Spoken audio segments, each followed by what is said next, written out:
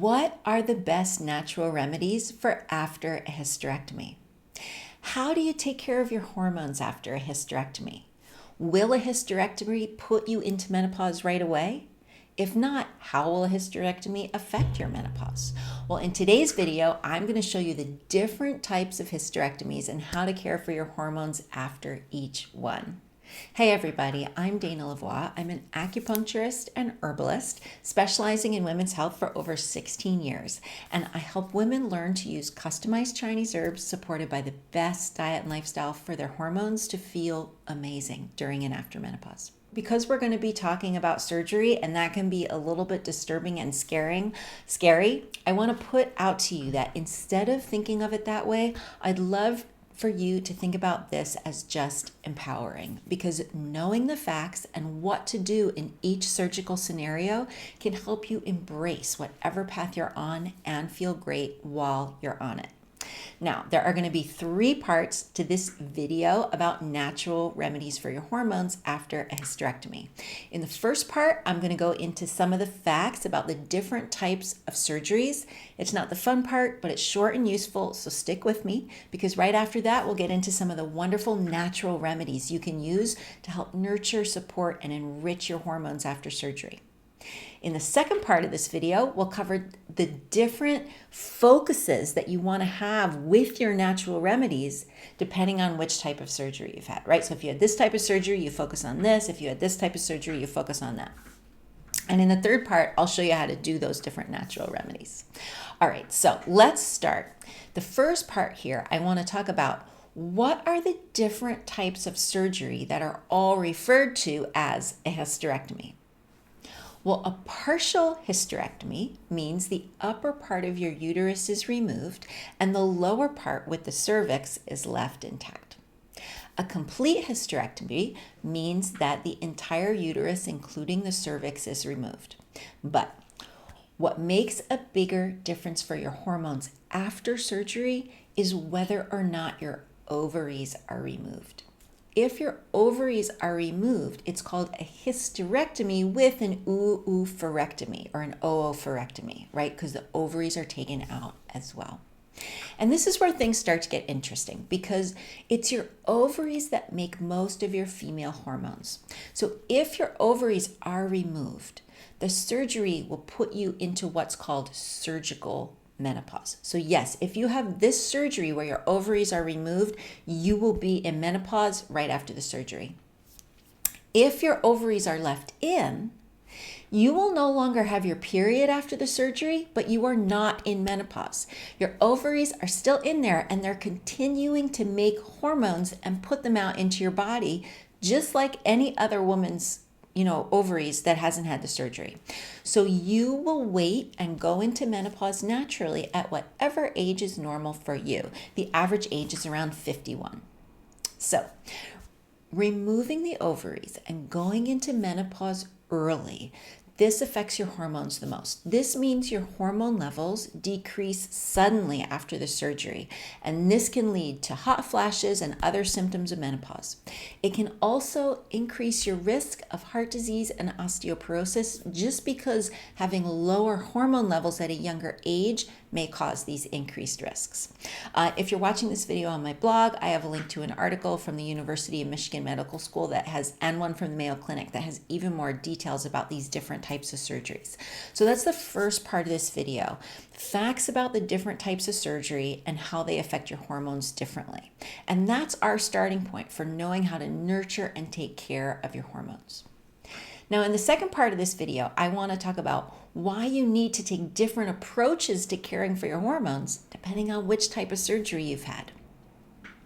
If your ovaries were left intact, you won't need hormone replacement therapy or special remedies for your hormones, and you won't go into menopause right away. However, in this scenario, as a Chinese medicine practitioner, one of the things I recommend that you do is helping to build your body to build. I like for all women to help their body build and balance hormones efficiently in all the years of your 30s and your 40s to prepare for an easier menopause. So this is going to be a great time to do that, and I'll talk about the details of how to do it in the next part of the blog. What if your ovaries were removed? Well, you're immediately put into surgical menopause and your body experiences a sudden drop in hormone levels. Because this drop in hormone levels is much less gradual than if you went through menopause naturally, it can be really intense and really uncomfortable with sudden, intense hot flashes, insomnia, mood swings, and other menopause symptoms. And then once your body adjusts to these lower hormone levels, hopefully the hot flashes and other symptoms will subside, though they can stick around for quite a while. But because your hormone levels dropped lower at an earlier age than they would have naturally, you may have an increased risk for things like heart disease or osteoporosis or even changes in brain health. So in this situation, your focus in caring for your hormones is to keep your hormone levels as high as possible, either using natural remedies or considering using hormone replacement therapy to keep those hormone levels from just being too low for too many years. So the natural remedies you'd use after a hysterectomy where your ovaries were also removed is you're going to use remedies to help control the hot flashes and other discomforts, and also to help your body transition into making hormones as much as possible from places other than your ovaries. Now, it turns out that this is what I recommend all women focus on in all the years after menopause, right? Helping your body still make hormones as much as possible, even though your ovaries aren't really doing it anymore. Now, if it's safe for you, you can also use herbs that are rich in plant estrogens and other hormone building blocks to help build up your hormone levels, almost like an alternative hormone replacement therapy. And you can learn more about how your body can help keep your hormone levels higher without relying on your ovaries in a blog post I have on how to care for your hormones after menopause. If you're watching this video on my blog, I'm putting the link right in the blog post. Now, in this situation, I also highly recommend that you get on a hormone-friendly diet and lifestyle because they will help your body maximize every bit of hormones it's able to make, or it will help your body better balance and manage any side effects of hormone replacement that you're taking. So in this situation, you are going to need a little extra support from either herbs or hormone replacement therapy, and the right diet and lifestyle are going to help you make the most of either one of those choices. So that is the second part of this blog, the different focuses that you would want to have in caring for your hormones, especially with natural remedies, depending on which type of surgery you have had or are going to have. Now for the third part of this video, I want to get you started on how to use these natural remedies to support your hormones in different ways. So how do you support your hormones after a hysterectomy? How do you prepare your hormones for an easier menopause if your ovaries have been left in place? Or how do you control hot flashes while helping your body keep hormone levels as high as possible if your ovaries have been removed as part of your surgery? Well, in either case, you want to consider a hormone-friendly diet. A hormone-friendly diet means one that includes the basic hormonal building blocks and, most important, hormonal detox nutrients. These are things you can get from food, and you can get them in your diet every day. We're talking the right percentage of vegetables, healthy fats, protein, and menopause superfoods. And you can get all the details of this basic hormone-friendly diet by grabbing my free download that has my hormone balancing smoothie recipes and comes with a series of emails and a second extra PDF on the basic hormone-friendly diet. I also have a blog post on just this topic, and I am linking to both of those things if you're watching this video on my blog. Okay, a hormone-friendly lifestyle. So this is definitely recommended, and here's what it means. It means three things. Helping your body manage stress hormone levels, helping your body manage blood sugar hormone levels, and avoiding contact with the worst hormone disrupting chemicals we're often exposed to in our environment, in our food, water, personal care, and cleaning products. Those are the three parts of a hormone-friendly lifestyle that I feel are most important.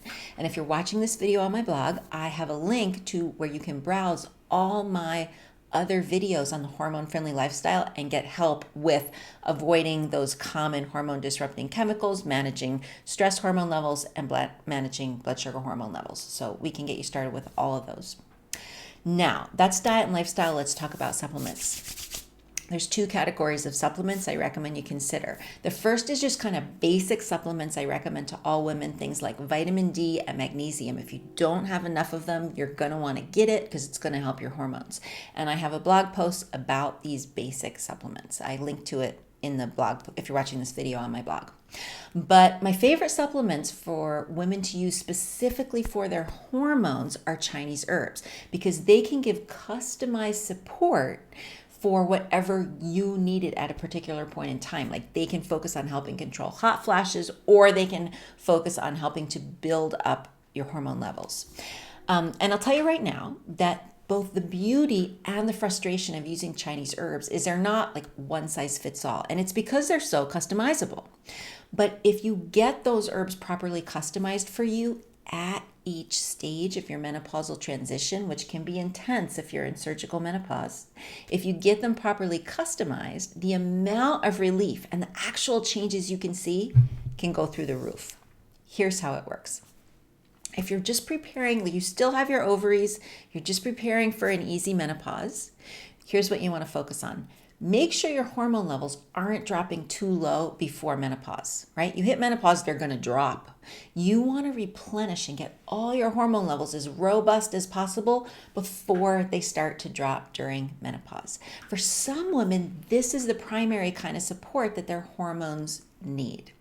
But for other women, it's more a case of stress hormones interfering with their hormonal balance. Stress can even sort of decrease progesterone levels, which can cause perimenopause to start sooner and last longer with some more severe discomforts. But there are other Chinese herbs that can help address this pattern by helping the body regulate those stress hormone levels and even rebuild progesterone levels, helping the body to do that. And for other women, it might be more inefficient liver function or even something like constipation that are keeping their bodies from detoxifying hormones well, because this is also really important. This can cause things like weight gain that's really hard to lose, tender, swollen, bloated breasts, and intense PMS-like discomforts. And there are other Chinese herbs that can help to support the body in this situation, helping the body to detoxify hormones more efficiently. So the key is really to make sure your body is doing all of these things, building hormones, balancing hormones, and detoxifying hormones really well. And so you want to give your body help in all these areas, but as needed. Like, so for some women, it might be 90% help building hormones. Like say you're in surgical menopause and the worst of the hot flashes are over, you really want to focus on helping your body to build hormones. But for other women, they might need help with those other areas. So the herbs you're using need to be customized for your body and your hormones at a particular point in time, and then the herbs need to be updated every few months to adjust for the way your body and your hormones have changed over time.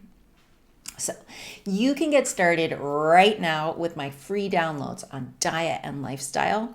And if you'd like to learn more about how to find the right customized Chinese herbs for your hormones, because I really believe they are one of the most powerful natural tools you can use, check out my free download on menopause overwhelm and look out for these two upcoming opportunities. They come around every few months.